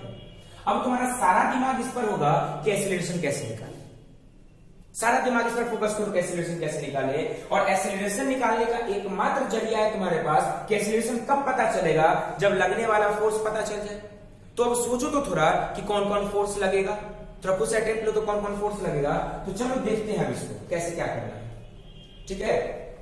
तो देखो तो क्या करना होगा हमको, तो दिमाग लगाओ कौन कौन फोर्स लगेगा। तो एक बात कंफर्म है, ये ग्रेविटी फ्री स्पेस का न्यूमेरिकल है, ठीक है। ग्रेविटी फ्री स्पेस मतलब यहाँ पर जी का कोई काम नहीं है, तो जी का काम नहीं है तो इस पर फोर्स कौन लगाएगा? धरती तो फोर्स अब लगाएगा नहीं, ग्रेविटी फ्री स्पेस है। तो अब देखो, तो इस पर चार्ज है और इस पर इलेक्ट्रिक फील्ड है और पॉजिटिव चार्ज है, तो पॉजिटिव चार्ज पर इलेक्ट्रिक फील्ड क्या करता है? अपने से दूर फोर्स लगाता है, याद करो क्यूई फोर्स लगता है, याद होगा, याद आया? इलेक्ट्रिक फील्ड पॉजिटिव चार्ज को रिपेल करता है, तो ये क्यूई फोर्स लगा। अब देखो तो ये इसको, अब दिमाग तुमको टाइम पीरियड ही कब होगा निकलेगा? जब ये स्विंग करेगा ऐसे ऐसे, तो दिमाग लगाओ इसको स्विंग कौन करवाएगा, कौन सा फोर्स इसको स्विंग करवाएगा? क्योंकि यही या तो ग्रेविटी के केस में ऐसे फोर्स एंटी साइन का रहता था और वही इसको घुमाते रहता था ऐसे ऐसे। इस केस में दिमाग लगाओ कि कौन सा फोर्स इसको स्विंग करवाएगा। तो कौन सा फोर्स स्विंग करवाएगा? तो जो भी फोर्स ऐसे लगेगा वो स्विंग करवाएगा। तो देखो तो कौन फोर्स ऐसे लगेगा, देखो तो ये एंगल थीटा है, तो यहां पर अगर हम ये बना दें, ये ऐसे करके, तो ये भी एंगल कितना हो जाएगा? थीटा हो जाएगा। अब देखो ये फोर्स निकालना, ये वाला फोर्स, ध्यान से देखना, इसको मिला देते हैं, ये फोर्स को निकालना है। तो इसके परपेंडिकुलर डायरेक्शन, इसके एल के नॉर्थ बना देते सीधा से, कोई दिक्कत नहीं होगा। ये देखो क्यूई की लाइन वर्टिकल हो गया और ये ऐसे हो गया लाइन, और इधर हमको फोर्स निकालना है, इसके परपेंडिकुलर डायरेक्शन बना दिए। और ऑब्वियस बात हम जानते भी होंगे कि ये ऐसे ऐसे स्विंग करेगा, ये सर्कल है, ये उसका रेडियस है, और सर्कल और रेडियस हमेशा परपेंडिकुलर है, तो इस डायरेक्शन पर ये डायरेक्शन परपेंडिकुलर होगा, ठीक है। वो सब क्लास 11 का चीज है, ठीक है। तो परपेंडिकुलर बना दिया। अब देखो ये थीटा, तो वर्टिकल अपोजिट ये भी कितना हो जाएगा? थीटा। अब देखो तो दिख रहा है ना पूरा, तो ये थीटा, तो ये भी कितना हो जाएगा? थीटा। अब देखो तो ये क्यूई है, तो इस क्यूई का अगर ये एंगल थीटा, तो इधर असर कितना पड़ेगा? क्लास 11 की याद करो, कंपोनेंट क्यूई कॉस थीटा, और इस क्यूई का इधर असर कितना पड़ेगा? QE sine theta. अब हम बोल सकते हैं कि यही क्यूई साइन थीटा इस पर लग के इसको नचाएगा। तुमको सर यहां तक तुम समझ गए कि यहां से यहां लगेगा, तो इधर कैसे लगेगा क्यूई साइन थीटा? तो कोई दिक्कत नहीं है, यहाँ छोटा सा समझा देते, देखो अब मान लो पेंडुलम यहाँ चला है, फिर से QE इस पर कहा, QE तो हमेशा नीचे लगेगा, देखो QE नीचे लग रहा है हमेशा, ये एंगल तुम्हारा थीटा दिया हुआ है, दिख रहा है यहाँ पर, यहाँ पर। तो अब देखो तो कि अगर तुमको अगर सर ठीक है यहाँ पर ये यहाँ इस तरफ है तो हम समझ गए कि इसको ये QE sin थीटा ऐसे लाएगा, लेकिन सर अगर ये पेंडुलम चलते चलते इधर चला गया तो फिर क्या ये QE sin थीटा अगर ऐसे ही लगे तो भगा देगा ऊपर पूरा, तो क्या ये QE sin थीटा अपना डायरेक्शन पलट पाएगा?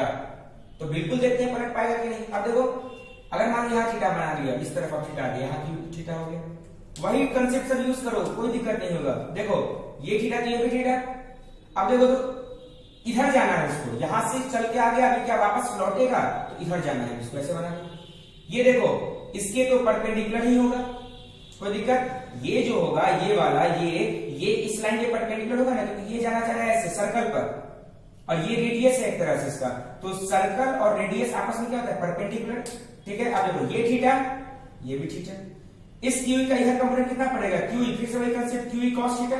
और अब देखो तो इस QE का ब्लैक में जो है, ब्लैक में QE का इस तरफ कंपोनेंट कितना पड़ेगा? QE sin थीटा, ऐसा कितना पड़ेगा? QE sin theta. देखो तो जब ये इस तरफ है तो QE sin थीटा ऐसे है, जब ये इस तरफ जाएगा तो QE sin थीटा ऐसे हो जाएगा। मतलब इसका कंक्लूजन क्या निकलेगा? तो कंक्लूजन ये निकलेगा कि कहीं ना कहीं ये जब इधर आ रहा है तो QE sin थीटा, जब ये आगे गया इधर तो QE sin थीटा से इधर खींचा, जब ये इसको क्रॉस किया इस डॉटेड लाइन को तो QE sin थीटा ऐसे खींचा। मतलब QE sin थीटा इसको ऐसे स्विंग करवा रहा है, QE sin थीटा इसको ऐसे ऑसिलेट करवा रहा है। और याद करो क्लास 11 कि जो फोर्स इसको एक पर्टिकुलर पॉइंट की तरफ, क्योंकि दोनों ही केस में देखो QE sin थीटा एक पर्टिकुलर पॉइंट की तरफ है, ये भले उधर चला गया लेकिन फिर भी ऐसे करके है QE sin थीटा, ये भले इधर चला गया लेकिन फिर भी ऐसे करके है QE sin थीटा। और जो फोर्स किसी भी बॉडी को ऑसिलेट करवाए, याद करो क्या थ्योरी था, जो फोर्स किसी भी बॉडी को ऑसिलेट करवाए और एक पर्टिकुलर पॉइंट की तरफ लगे उसको हम क्या कहते थे? Restoring force. मतलब जरूर QE sin थीटा किसकी तरह काम कर रहा होगा? रिस्टोरिंग फोर्स की तरह। दिमाग में गया? तो यहां पर रिस्टोरिंग फोर्स का मतलब क्या? इसी QE sin थीटा की वजह से बॉडी ऑसिलेट कर रहा है। तो इतना हम तुम्हारे लिए सॉल्व कर दिए हैं। अब थोड़ा दिमाग लगाओ तो तुमको फोर्स पता चल गया, तुमको निकालना क्या है? तो निकालना है तुमको एक्सीलरेशन, तो थोड़ा निकाल सकते हो एक्सीलरेशन। अब पॉज करके ट्राई करो, तो इसको मिटाएंगे इसलिए इसको नोट कर लेना, ये समझना बहुत जरूरी है। QE sin theta restoring force है, ठीक है, इसको नोट करो तेजी में। तो अटेम्प्ट ले लिए होगा आप लोग, सिंपल क्वेश्चन होगा, बहुत का बन भी गया होगा, जिनसे नहीं बना है वो देखिए, जिनसे बन गया वो भी देखिए। चलिए तो ये हम बता दिए हैं कि यहां पर QE sin theta restoring force की तरह काम करेगा, ठीक है। तो रिस्टोरिंग फोर्स की तरह काम कौन करेगा? तो QE sin थीटा। और रिस्टोरिंग फोर्स तो हमेशा जानते हो डिस्प्लेसमेंट क्या होता है? नेगेटिव होता है, ठीक है। अच्छा अगर यहाँ तुमको सर नहीं लगाना चाहते मत लगाओ, लो मत लगाओ नेगेटिव, चलो ठीक है। मतलब एक फोर्स लग रहा है यहाँ पर क्या? QE sin थीटा, और इसी फोर्स की वजह से क्या हो रहा है? स्विंग कर रहा है, समझ गए। अब देखो खेल यहाँ पर खेल, जो ये फोर्स लग रहा है ध्यान से देखो, समझना है एकदम गौर से। देखो तो जो ये फोर्स लग रहा है, ये फोर्स पहले तो कितना होगा? MA होगा। और QE sin थीटा का मतलब क्या होता है? ध्यान से देखना। तो क्या होता है? परपेंडिकुलर बाई हाइपोटेनस, पुट कर दो x बाई l। ये नेगेटिव साइन क्यों लाए हैं यहां पर? सोचो तो मैं पॉज करके, ये नेगेटिव साइन क्यों लाए हैं? पॉज करो, बताओ क्यों करेंगे? याद करो क्लास 11 में एक थ्योरी था, ये निगेटिव साइन डालना बहुत आसान है, हम इसको बोल के चल सकते थे चलो रिस्टोरिंग फोर्स आगे बढ़ जाते हैं, निगेटिव होगा। लेकिन क्यों? हर चीज का फिजिक्स में कारण है, यहां क्यों निगेटिव? तो कारण सुनो क्या है कि याद करो जो सिंपल, ये तो सिंपल हार्मोनिक मोशन कर रहा है ऐसे, इतना पाथ कम है कि ऑलमोस्ट स्ट्रेट लाइन, याद करो जो भी था क्लास 11। सिंपल हार्मोनिक मोशन में हर डिस्टेंस कहां से नापता है? मीन पोजीशन से। और अगर इसका मीन पोजीशन ये है, समझना ध्यान से, ये डिस्टेंस मीन पोजीशन है, लो मीन पोजीशन है, तो बॉडी बताओ तो डिस्टेंस नापोगे तुम हमेशा मीन पोजीशन से, तो चाहे समझो यहां पर, चाहे बॉडी आए, चाहे बॉडी जाए, चाहे इधर से दूर जाए, चाहे इसके पास आए, दोनों ही केस में जब तक बॉडी इस तरफ कहीं पर है, या तो जाने समय या तो आने समय, मान लो यहां ऐसे है, या तो ऐसे गया या फिर यहां से लौटा इस पॉइंट पर है, तो इस पॉइंट का डिस्टेंस हमेशा कहां से नापेगा? मीन पोजीशन से। ये हम नहीं कर रहे, क्लास 11 का थ्योरी कर रहा है जो हुक्स लॉ पढ़े होंगे, तो मीन पोजीशन से हमेशा डिस्टेंस नापेगा। तो देखो तो डिस्टेंस कैसे, क्योंकि डिस्टेंस स्केल मीन पोजीशन से नापेगा का मतलब क्या, स्केल का 0 0 यहां रखेंगे, 1 2 3 हमेशा ऐसे बढ़ेंगे, मीन पोजीशन से नापेंगे डिस्टेंस। लेकिन याद करो तो एक्सीलरेशन क्या होता है, हमेशा मीन पोजीशन के तरफ। याद आया, देखो यहां पर ये फोर्स हमेशा ऐसे लग रहा है, मीन पोजीशन के तरफ लग रहा है फोर्स, तो जिस तरफ फोर्स लगता है उसी तरफ क्या होता है, एक्सीलरेशन होता है। तो डिस्प्लेसमेंट इस तरफ, एक्सीलरेशन इस तरफ, दोनों का डायरेक्शन उल्टा, तो एक्सीलरेशन उल्टा कौन हो जाएगा, डिस्प्लेसमेंट। ये थ्योरी समझ में आया, बच्चा इसको माइनस क्यू sin थीटा रख लेता है कि अच्छा माइनस क्यू sin थीटा होगा, क्यों होगा, कारण ये बात में आ गया कि डिस्प्लेसमेंट के उल्टा होगा एक्सीलरेशन, एक्सीलरेशन पॉजिटिव तो डिस्प्लेसमेंट क्या लेंगे, नेगेटिव। और कहां से है डिस्प्लेसमेंट, तो sin थीटा इक्वल टू ये डिस्प्लेसमेंट मान लिए है x, ये l, तो x मान लिए। ठीक है, चलिए पुट करते हैं। तो एक्सीलरेशन m को इधर कर देता निकल के, क्वेश्चन 1 मान लो। ठीक है, देखना वीडियो चलते रहे कटे नहीं, ठीक है, लाइन करके। हाँ चलो, तो यहां तक हो गया होगा समझ में। अब देखो तो ये, अब ये एक्सीलरेशन निकल गया इतना, ये कंफर्म है, क्वेश्चन 1 मान लेते हैं इसको। अब देखो ये बॉडी सिंपल हार्मोनिक मोशन कर रहा है, इसमें कोई दो राय है ही नहीं, ऑसिलेट कर रहा है ऐसे ऐसे। और अगर कोई बॉडी एक्सीलरेट करता है तो याद करो क्लास 11 उसके एक्सीलरेशन का एक फॉर्मूला, फोर्स का एक फॉर्मूला तो जो हम किए वो तो है ही। अगर कोई बॉडी ये स्विंग कर रहा है, ऐसे ऐसे स्विंग कर रहा है, ऑसिलेट कर रहा है, तो उसके एक्सीलरेशन का एक फॉर्मूला क्या होता है, माइनस ओमेगा स्क्वायर एक्स। याद आया, एक्सीलरेशन का एक फॉर्मूला क्या हो जाता है, माइनस ओमेगा स्क्वायर एक्स, जहां पर ओमेगा क्या है, इसका एंगुलर फ्रीक्वेंसी है, और एक्स क्या है, किसी भी समय डिस्प्लेसमेंट। ये हम ये अब देखो ये कहां से आया, इसमें किसी को दिक्कत है तो एक बार क्लास 11 को देख लो थोड़ी, एनसीईआरटी या 80 वर्मा एंगेज एरोलेस किसी में भी, कि एक्सीलरेशन का फॉर्मूला क्या होता है, माइनस ओमेगा स्क्वायर एक्स। ये सिर्फ एक केस में होता है, कब, जब बॉडी एसएचएम करता है। चलो पुट की minus omega square X, minus से माइनस गया, एक्स से एक्स गया, तो ओमेगा कितना आ गया, root under Q by ML. First part solve, क्या बोला था, ओमेगा निकालिए, ओमेगा निकाल दिए, root under Q by ML. अब क्या दूसरे पार्ट में बोला था, बोलो टाइम पीरियड क्या होगा। तो देखो तो कितना मजेदार चीज है, टाइम पीरियड निकालने के लिए क्या उतना लंबा चौड़ा फॉर्मूला जो हम करवाए थे 2 पाई एल बाई ए, उस पर जाना भी पड़ेगा। वो हम शुरू में इसलिए लिखे थे कि फॉर्मूला दिमाग में आ जाए, क्योंकि उसका अगले क्वेश्चन में यूज है। अब ये नहीं कि वो हर वो पेंडुलम टाइप में उस फॉर्मूला का यूज है, अब हर जगह उसका यूज है, ये सही नहीं है। अब देखो ओमेगा निकल गया, स्मार्ट वर्क करो, ओमेगा से हम कैसे निकाले टाइम पीरियड, तो फॉर्मूला क्या होता है direct, time period equal 2 pi by omega. नीचे ओमेगा है, पुट कर दो, यहां से ये नीचे जब आएगा तो ऊपर वाला चीज नीचे चला आया, नीचे वाला ऊपर चला गया, सॉल्व कर लो, ओमेगा पुट करोगे कितना, क्यू बाई एम एल, तो एम एल नीचे आएगा, यहां से ऊपर चढ़ जाएगा, तो 2 पाई एम एल बाई कितना आ गया, क्यू आ गया। सिंपल सा क्वेश्चन था एकदम, थ्योरी समझना, ठीक है, नोट करो इसको। तो चलिए, तो नेक्स्ट क्वेश्चन है इसका लास्ट न्यूमेरिकल इस टाइप का है, पेंडुलम वाली, एकदम सिंपल न्यूमेरिकल है। देखो क्या क्वेश्चन कहा गया है, सेम फिर से प्लेट पर आ गया कि दो पैरेलल प्लेट है, ठीक है, माइक ऑन है ना, दो पैरेलल प्लेट है और पैरेलल प्लेट के बीच में एक पेंडुलम को टांगा गया है जिसका कि लेंथ L है और इस पेंडुलम पर चार्ज Q है और मास कितना है M। और इलेक्ट्रिक फील्ड कहा गया है कि इसका वैल्यू E है, और बोलने का तो बात ही नहीं है कि ऊपर से क्या होगा, नीचे क्योंकि पॉजिटिव से नेगेटिव होता है। तो बोला है बताइए टाइम पीरियड क्या होगा, कुछ भी करने का जरूरत है। आप सोचो तो टाइम पीरियड के रेस शुरू हुआ, दो फॉर्मूला के रेस स्टार्ट हुआ, 2 pi under root L by A, या time period equal to 2 pi, क्या करोगे 2 पाई बाई ओमेगा, कौन पुट करोगे, निकालना कौन आसान है, थोड़ा दिमाग लगाओ तो। रेस जितना फॉर्मूला होगा रेस उसके बीच में चलेगा, तुमको दिमाग लगाना है, इसको लेके चले किसको लेके चले। थोड़ा पॉज करके बनाओ तो, पॉज करके बनाओ तो, चलो देखते हैं। तो सवाल उठता है कि क्या हम करें, तो बताओ तो अगर हम इसमें साफ हमको दिख रहा है कि ये ऑसिलेट करेगा, सबसे पहला सवाल तो हाँ बिल्कुल करेगा, क्योंकि पिछला वाला कंसेप्ट हम देखे हैं कि ये E है ये Q है, तो नीचे क्या लगेगा QE लगेगा, और इस तरफ क्या लगेगा QE sin थीटा, और ये QE sin थीटा से क्या करेगा, ऑसिलेट करवाना शुरू कर देगा।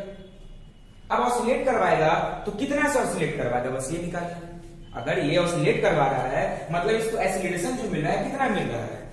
याद करो धरती के केस में नीचे में एक्सीलरेशन g मिलता था, तो कितना होता था टाइम पीरियड, टाइम पीरियड कितना होता था 2 pi under root L by कितना होता था g होता था, क्योंकि नीचे की तरफ एक्सीलरेशन g है। यहां पर अगर QE है, यहां पर अगर क्या है तुम्हारा QE है नीचे की तरफ का फोर्स, तो नीचे की तरफ का एक्सीलरेशन निकालोगे, कोई दिक्कत है। देखो तो कौन सा फोर्स लग रहा है इसमें, इलेक्ट्रिक फील्ड कितना फोर्स लगा रहा है, तो कितना लगा रहा है QE। फोर्स का मतलब क्या होता है बाबू, mass into acceleration equal to क्या होता है QE। तो एक्सीलरेशन क्या हो जाएगा QE by m। इसको ना याद ही कर लो, acceleration equal to QE by m, कब जब इलेक्ट्रिक फील्ड यूनिफॉर्म होगा तब, ठीक है। एक्सीलरेशन इतना हो गया। टाइम पीरियड का फॉर्मूला क्या होता है बोलो तो 2 pi under root L by क्या होता है A नेट। ये जो एक्सीलरेशन नीचे की तरफ है, या इलेक्ट्रिक फील्ड नीचे तो फोर्स नीचे तो एक्सीलरेशन भी नीचे, पुट कर दो simple 2 pi under root length L दिया ही हुआ है, एक्सीलरेशन कितना निकल गया QE बाई M ऊपर चला गया तो Q बाई क्या हो जाएगा। तो देखो पिछला में भी यही आंसर आया, इसमें भी यही आंसर आया, लेकिन तुम कहोगे सर पिछले वाले क्वेश्चन में आप इतना आराम से कहीं नहीं किए, जो उतना लंबा चौड़ा किए, तो सब हमको तुमको दिखाना था, ये फटाक से प्रूफ क्यों कर दिए, क्योंकि हमको पता है QE sin theta restoring force है, और पिछले वाले क्वेश्चन में हम यही कंसेप्ट क्लियर किए थे कि हाँ QE sin theta restoring force है। जब हमको कंफर्म हो गए फटाक से कर दिया, और यही कंफर्म ही होना मेरी बात है। और पिछले वाले क्वेश्चन में एक और अंतर था, तो ओमेगा निकालना था, तो वो थोड़ा लेंदियर हो गया, इसलिए ओमेगा की तरफ हम बढ़े। खैर कोई बात नहीं है, तो चलिए अच्छा इस क्वेश्चन में ओमेगा निकालने बोलेगा तो निकालोगे आराम से, फिर उतना लंबा चौड़ा करोगे क्या कि QE sin theta x by L सब डायरेक्ट क्या होता है ओमेगा इक्वल टू कितना होता है 2 पाई बाई टाइम पीरियड होता है ना जी। अरे पिछले वाले क्वेश्चन क्या देख रहे T is equal to 2 pi by omega, omega इधर करो T इधर करो तो T कितना हो जाएगा, ओ सॉरी ओमेगा ऊपर इधर ले आओ, ओमेगा इक्वल टू कितना हो जाएगा 2 पाई बाई T निकल गया, पुट कर दो आंसर निकल जाएगा। तो रिजल्ट से खेलना सीखो, ट्रेंड पकड़ोगे, हर में इलेक्ट्रिक फील्ड यूनिफॉर्म को अगर मास ये और ये मिल जाए तो आराम से टाइम पीरियड हम निकाल लेंगे।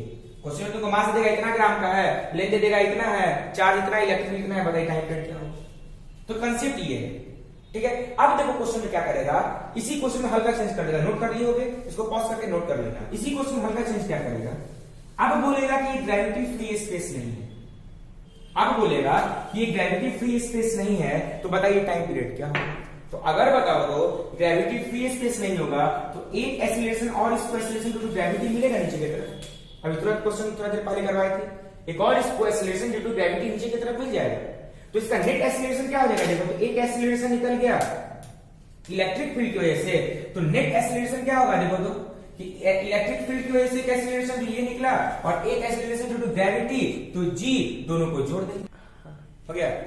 चलो देखना गिरे हुए, हाँ तो कितना हो गया एक्सीलरेशन ड्यू टू ग्रेविटी कितना हो जाएगा AE कितना निकालें जी QE बाई M और ये G। अब टाइम पीरियड कितना हो जाएगा तो 2 पाई L, यूनिट की जगह पर सिर्फ आप क्या QE बाई M तो पुट नहीं करेंगे, QE बाई अब कितना पुट करेंगे तो L, और ये कितना हो गया acceleration due to gravity QE by M plus G, हो गया सॉल्व हो गया। ये हटा दो, ये हटा दो, हो गया, बात में आ गया ना। तो ये कितना हो गया QE बाई इतना QE बाई M प्लस कितना हो जाएगा G हो जाएगा, और ये कब होगा जब इलेक्ट्रिक फील्ड और G का डायरेक्शन क्या होगा सेम होगा। इसी क्वेश्चन में थोड़ा पलट दे दो। अब अगर इसी क्वेश्चन में काम किया जाए कि तुमको इलेक्ट्रिक फील्ड का डायरेक्शन पलट दे, ऐसे कर दे इलेक्ट्रिक फील्ड का डायरेक्शन, इलेक्ट्रिक फील्ड का डायरेक्शन क्या हो जाए पलट जाए, तो बना लोगे आराम से, कोई दिक्कत नहीं होगा। क्या करना होगा, अंतर सिर्फ क्या पड़ेगा बाबू, देखो तो ये इलेक्ट्रिक फील्ड अगर ऊपर है तो एक्सीलरेशन भी इसका ऊपर हो जाएगा, बस इसका डायरेक्शन क्या हो जाएगा ऊपर, और G क्या हो जाएगा नीचे। तो मान लो ऊपर वाले को तुम पॉजिटिव मान लेना, नीचे वाला क्या हो जाएगा निगेटिव हो जाएगा, तो ऊपर वाला पॉजिटिव नीचे वाला निगेटिव, तो इसमें सिर्फ क्या हो जाएगा A माइनस G हो जाएगा, और यहाँ क्या हो जाएगा माइनस होगा। यही अंतर पड़ेगा। एक और क्वेश्चन करवाए जिससे मैं सही आइडिया आ गया होगा कि कुछ नहीं करना है, एक्सीलरेशन अगर इलेक्ट्रिक फील्ड, और ये कब होगा जब यहाँ इस प्लेट पर क्या होगा पॉजिटिव चार्ज होगा, और यहाँ क्या हो जाएगा निगेटिव चार्ज हो जाएगा ऐसे। बस में इलेक्ट्रिक फील्ड ऊपर से नीचे ऐसे, ये इसको क्या करेगा ऐसे रिपेल कर देगा। इलेक्ट्रिक अगर इलेक्ट्रिक फील्ड ऊपर तो फोर्स ऊपर तो एक्सीलरेशन ऊपर वाले को पॉजिटिव मान लिए हैं तो G वाला निगेटिव हो जाएगा, तो नेट निकाल लो ऊपर प्लस नीचे माइनस है G जोड़ जाड़ के ये पुट कर दो। तो ये खेलना तुमको पड़ेगा प्लस माइनस, 11 का कंसेप्ट उतना तुमको क्लियर होगा, ठीक है। अच्छा एक लास्ट क्वेश्चन का टाइप इसमें देख लो किस पर आता है, और वो आता है near and far field, single में करके दिया हुआ है, उसको देखना पढ़ोगे तो समझ में भी आ जाएगा, कोई बड़ा चीज नहीं है। और ये क्वेश्चन बहुत इंपॉर्टेंट है, इस पर जेईई में 2-4 क्वेश्चन कर दिया है लगातार। तो नियर एंड फार फील्ड्स, ठीक है, नियर एंड फार फील्ड्स का क्वेश्चन काफी अच्छा बनता है, तो समझिएगा क्या है नियर एंड फार फील्ड्स, ध्यान दीजिए। मोबाइल से बनाओ वीडियो, मोबाइल से बनाओ, इससे हटाओ। तो देखो नियर एंड फार फील्ड्स का जो क्वेश्चन होता है वो बेसिकली इलेक्ट्रिक फील्ड लाइंस पर बेस्ड है। कैसे? तो एक सिंपल सिंगेस का न्यूमेरिकल लेके चलते हैं, इसमें थ्योरी इसका समझना। जैसे मान लेते हैं डबल का केस लेके चलते हैं, तुम ट्रिपल ले सकते हो, तुम फोर्थ टाइम ले सकते हो। एग्जांपल लेते हैं पहले हम। मान लो एक चार्ज Q है, समझना, और इसके पास एक चार्ज रखा हुआ है, मान लो कुछ भी मान लो -Q/2, आधा, जो ये हो उसका आधा ये हो। ये हम क्यों बोल रहे हैं समझना है, इसका टिपिकल क्वेश्चन है ये, इस पर आता है। फिर इस पर सिंपल क्वेश्चन 2-4 जेईई से पूछा। तो बताओ, तो अगर हम तुमसे पूछे कि बाबू इलेक्ट्रिक फील्ड लाइंस कहां से कहां जाएगा, कैसा बनेगा, तुम फटाफट उठा के इसमें डालना शुरू करो। लेकिन यहीं पर आता है नियर एंड फार फील्ड का कंसेप्ट, कि इसमें चार्ज को तुमको 2 बार देखना है, और वो भी क्वाड्रेंट बना के। क्या बोले हैं? इसमें तुमको चार्ज को 2 बार देखना है, और वो भी क्वाड्रेंट बना के। कैसे? तो सबसे पहले चार्ज के चारों तरफ क्वाड्रेंट बना, डायरेक्ट क्वाड्रेंट बनाइए, कुछ नहीं, सबसे पहला काम क्वाड्रेंट बनाना है आपको। ये थ्योरी बाबू एकदम इंपॉर्टेंट है, याद रखोगे इसको। क्वाड्रेंट बनाओ। अब तुमको साफ दिख रहा है, अगर मान लो दोनों Q माइनस Q होता तो जितना इलेक्ट्रिक फील्ड लाइन यहां निकलता उतना ही यहां जाता। लेकिन तुम लोग पढ़े हो थ्योरी कि जितना ज्यादा चार्ज, याद है करवाए electric field lines directly proportional to magnitude of charge, कि जितना ज्यादा चार्ज होगा इलेक्ट्रिक फील्ड लाइंस उतना ही निकलेगा या उतना ही जाएगा। ठीक है? अब देखो, मतलब ये चार्ज इसका 2 गुना है, मतलब इसके पास इलेक्ट्रिक फील्ड लाइंस ज्यादा होगा, इसके पास क्या होगा? कम होगा। तो एक काम करो, तो पहले इसमें इलेक्ट्रिक फील्ड लाइंस बनाते हैं। निगेटिव है तो इलेक्ट्रिक फील्ड लाइंस क्या होगा? इसके तरफ आएगा ऐसे, ये इसके तरफ आएगा ऐसे। हर क्वाड्रेंट में एक बना लो, जो कम चार्ज हो पहले उसमें इलेक्ट्रिक फील्ड लाइंस बनाओ। अब कंपेयर करो कि ये इसके कितना गुना है? 2 गुना। हो सकता है 3Q कर देता है, हो सकता है 4Q कर देता है। अब देखो कितना गुना है, तो इसके 2 गुना है। तो अगर इसमें एक क्वाड्रेंट में तुम एक इलेक्ट्रिक फील्ड लाइंस बनाए हो, तो इसके लिए एक क्वाड्रेंट में 2 इलेक्ट्रिक फील्ड लाइंस बनाओगे ऐसे, और रेडियली आउटवर्ड, क्योंकि पॉजिटिव है तो रेडियली क्या होगा? Outward, radially outward, radially outward. अब समझना क्या क्या क्या बोले, फिर से रिपीट कर दें। चार्ज देखो, सबसे पहला काम इलेक्ट्रिक फील्ड, अगर 2 अनसिमेट्रिकल चार्ज के बीच में बनाने के लिए बोले तो क्या करोगे? सबसे पहले क्वाड्रेंट बना लोगे। अब जो छोटा चार्ज को पकड़ना है, छोटे चार्ज में इलेक्ट्रिक फील्ड लाइंस बना दोगे हर क्वाड्रेंट में। अब कंपेयर करना कि छोटे चार्ज से ये कितना गुना बड़ा है, ये जितना गुना बड़ा होगा उतना ही गुना ज्यादा हर क्वाड्रेंट में इलेक्ट्रिक फील्ड लाइंस बनाना। लेकिन ये चेक करना, निगेटिव होगा तो अपने तरफ, पॉजिटिव होगा तो अपने से दूर। अब क्या थ्योरी कहता है?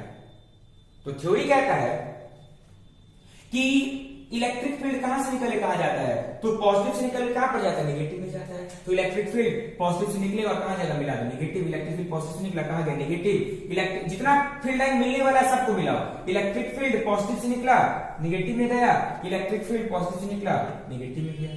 या कोना मत बनाना, ऐसे करके बनाना कि ऐसे भी कैसे। बात में आगे क्या बोले? जितना फील्ड लाइंस मिलने वाला है सबको मिला दो, सबको घेर दो, इंगेज कर दो सबको। जो छोटा चार्ज है उसका सारा फील्ड लाइंस इंगेज कर दिया, कर दिया। अब सवाल उठता है कि ये चारों इलेक्ट्रिक फील्ड लाइंस ऐसा कैसे हुआ एक ही तरफ जा रहा है? इसका क्या ऐसा ही होगा कि कुछ और थ्योरी है? तो देखो, अभी हम क्या किए थे? इस चार्ज को नजदीक से देखे थे कि इसको और इसको नजदीक से देखे। अब हम इसको एक बार दूर से देखते हैं। तो अगर दूर से, बहुत दूर से तुम इसको देखोगे जाके, तो +Q और ये -Q/2 मिलकर नेट चार्ज कितना बनेगा सिस्टम पर? तो +Q/2। तो नेट कितना हो जाएगा? +Q/2। कैसे हो जाएगा? तो देख लो कि ये चार्ज है Q और वो चार्ज है -Q/2, घटाओगे दोनों को कितना आएगा? +Q/2। तो एक बार तुमको क्या करना है कि दूर से देखना है कि पूरे सिस्टम पर नेट चार्ज कितना है। तो पूरे सिस्टम पर नेट चार्ज कितना है? +Q/2। अब बताओ, तो अगर कोई एक सिस्टम तुमको दिख रहा है कि पॉजिटिव चार्ज है, तो इलेक्ट्रिक फील्ड क्या होगा? इलेक्ट्रिक फील्ड लाइंस क्या होगा? वहां से दूर निकलता हुआ दिखेगा। ये होता है जी, पॉजिटिव चार्ज से इलेक्ट्रिक फील्ड लाइंस रेडियली क्या होता है? आउटवर्ड होता है। तो रेडियली आउटवर्ड निकालना है, कैसे निकाले? चलिए, इस तरफ तो निकल गया, उधर कैसे निकाले रेडियली आउटवर्ड? कुछ नहीं करना है, जितना फील्ड लाइंस बच गया उसमें से कितना को भी, जितना तुमको ठीक ठाक लगे कि सिमेट्रिकल बने, उसमें से कुछ फील्ड लाइंस को नेगेटिव की तरफ मोड़ के और ऐसे निकाल दो। देखो, ये नेगेटिव में गया कि नहीं, और क्या हो गया? बाहर भी निकल गया।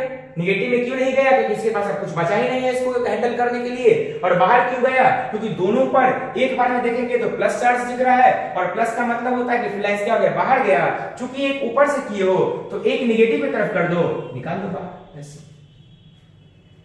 अगर जो 2 4 5 और होता तो और निकालते हैं। अब इसमें ही मत करना एकदम बाई 2 को छोड़े तो 2 को निकालेंगे, ऐसा कुछ नहीं है। तुमको जितना मन करे उतना को छोड़ो, उतना को निकालो।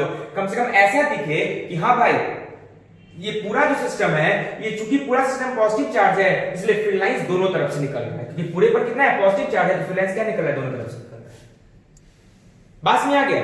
ठीक है, तो इस पर अब न्यूमेरिकल क्वेश्चन आज हम नहीं करवा पाएंगे। ठीक है, 2-3 इलेक्ट्रिक फील्ड का अगले वीडियो से न्यूमेरिकल करवाना शुरू करेंगे, ताकि जो मेरे साथ बैठा हुआ है प्रियांशु अनिल, थोड़ा उसको दिक्कत है, जाना है और काफी लेंथियर वीडियो हो गया है, तो यहीं पर करते हैं। कुछ नहीं क्वेश्चन करेंगे, अरे सिंगेज उठाना, एररलेस उठाना, उसमें क्वेश्चन देखना 2-4 दिया हुआ होगा, एक क्वेश्चन ऐसा दिया हुआ होगा, हम क्वेश्चन हिंट भी कर देते हैं जो अगले क्लास में बनाएंगे। इस पर पॉजिटिव चार्ज होगा, इस पर नेगेटिव चार्ज होगा, ऐसे बोलेगा इलेक्ट्रिक फील्ड लाइन 4 को इलेक्ट्रिक फील्ड लाइन बनाएगा, बोलेगा कौन सा सही है। 2-3 और क्वेश्चन, ट्रायंगल वाला क्वेश्चन होगा, पेंटागन वाला क्वेश्चन, सॉरी पॉलीगन वाला क्वेश्चन होगा, 2-4 क्वेश्चन होगा, तो अटेम्प्ट लेना खुद से। ठीक है, उसके बाद हम करवाएंगे तो और मजा आएगा। और ठीक है, ये चीज ध्यान दीजिएगा। और ये कंसेप्ट हम क्यों करवाए हैं, ये कंसेप्ट हम क्यों करवाए हैं, ये कंसेप्ट क्योंकि ये बेवकूफी वाला बात हम इसीलिए बस रिपीट किए, क्योंकि इस पर क्वेश्चन अगर आए तो कंफ्यूज मत करना, सारा थ्योरी तुम्हारे सामने। और ये हार्ड एंड फास्ट रूल नहीं है कि अच्छा बाई 2 को छोड़ेंगे, बाई 2 को लेना है, वैसा कुछ नहीं। जितना तुमको है निकालने का मन उसको निकालो, जितना उसमें लाने का मन है उतना लाओ। क्यों? क्योंकि कंसेप्ट है तुम्हारे सामने। अगर ये नेट निगेटिव आता तो तरफ लाते। पास में आ गया? तो इस पर अपना सवाल वाल देख लेना, और होप सो कि आप लोग वीडियो अच्छे से देखेंगे, और फिर हम लोग नेक्स्ट वीडियो में मिलेंगे, इसी पर क्वेश्चन के साथ आगे बढ़ाएंगे थ्योरी को। ठीक है।